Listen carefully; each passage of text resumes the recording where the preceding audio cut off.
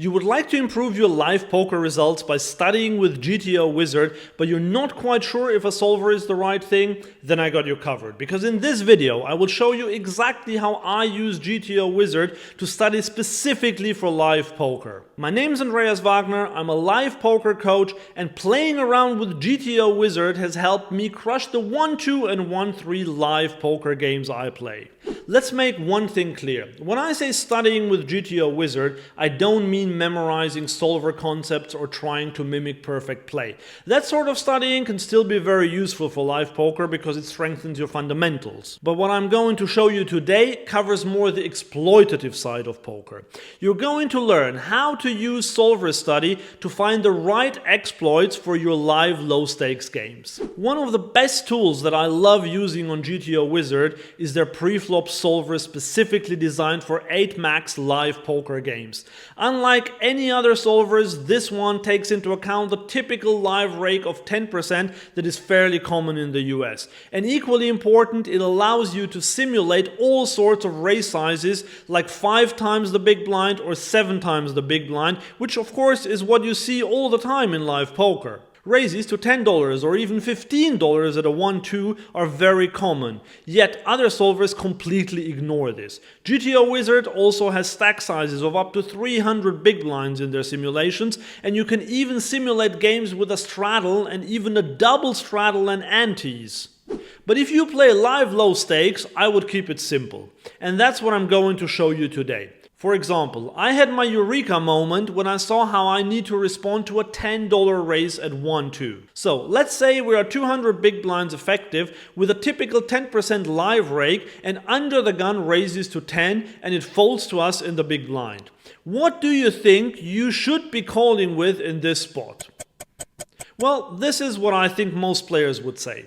They will raise pocket jacks and better, so they would call all other pocket pairs. They would call with every suited ace they don't raise, also a few suited kings, queen 8 suited and better. All sorts of suited connectors, ace 10 offsuit, king jack offsuit, maybe queen jack offsuit, etc.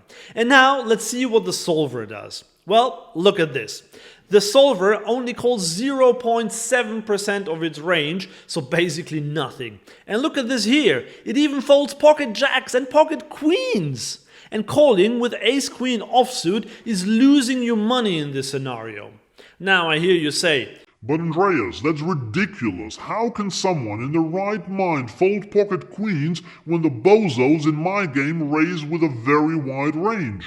That is a fair point, and that's why it's important to play around with GTO Wizard before taking anything as gospel. So let's see what the solver thinks that the under-the-gun player opened with. Well, it thinks that the under-the-gun player folds hands as strong as jacks and sometimes queens itself, so no wonder that our jacks and queens wouldn't do amazing against their super strong opening range. UTG is meant to only raise a range of 8.7%, which is kind of old man coffee territory. So let's assign the under-the-gun player a more realistic opening range. You can't yet node lock preflop in GTO Wizard, but there is an easy trick you can use. Instead of using the UTG range, let's just look at the button range. I think this range is much closer to what an under-the-gun player in an actual 1-2 or 1-3 game would open. It's not totally correct because I don't expect them to really open ace-deuce offsuit or king-6 offsuit, but it's probably closer than the actual under-the-gun raising range. But if you think that this range is too wide, then use the cutoff or the hijack range instead. But let's stick to the button range for now because I want to show you what the big blind's response should be to this wide opening range. And look at this, instead of calling 0.7% of our range, we now call a whopping 1%. Yes, I'm being sarcastic here, because it still means we're basically not calling with anything. We're folding almost 87% of our range, and if we don't fold, we tend to want to raise, even hands like pocket sixes. And yes, I know, it assumes that our opponents are better than they actually are, but still, this was eye-opening to me. Once I saw this, I started being much tighter from the big blind and much more price sensitive. And this definitely helped my win rate in these games. But does that not mean that all my opponents have to do is to raise bigger and then they can run over me? Well, no, because 87% of the time they will win my big blind, yes.